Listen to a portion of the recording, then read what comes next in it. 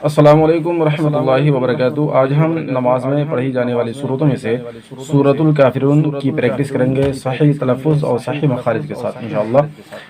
इससे पहले अगर आप इस चैनल पर नए हैं तो चैनल को सब्सक्राइब करें, लाइक और शेयर भी करें इंशाअल्लाह। हम पढ़ेंगे आज सूरतुल काफिरून। सूरह काफिरून मक्की है, जिसमें 6 आयतें और 1 रुकू है। आइए बच्चों के साथ प्रैक्टिस करते हैं। अऊज़ु बिल्लाहि मिनश शैतानिर रजीम।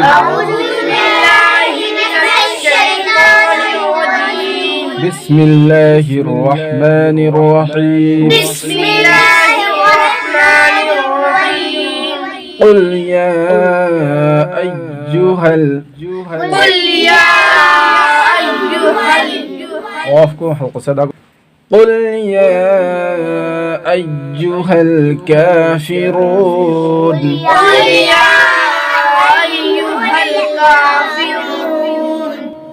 قل يا أيها الكافرون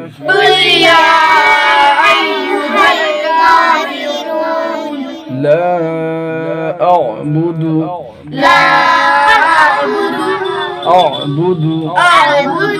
ما تعبدون झटका दो आइन निकालो ما تعبدون لا أعبد ما تعبدون ولا أنتم عابدون ما أعبد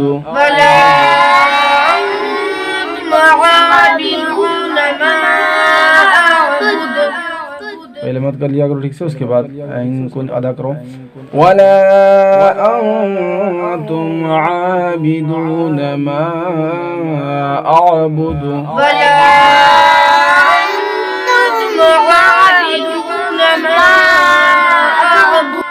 मा अअबुदु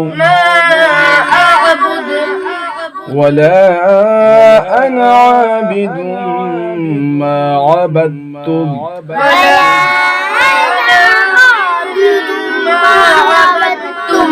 वला अना का अलिफ जो है अना का नहीं पढ़ा जाएगा, बा को सीधे ता में मिलाएंगे, दाल नहीं पड़ेंगे यहाँ पे।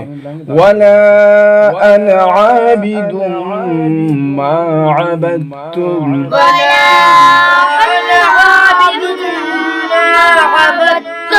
वला अंतुम आबिदून मा अअबुदु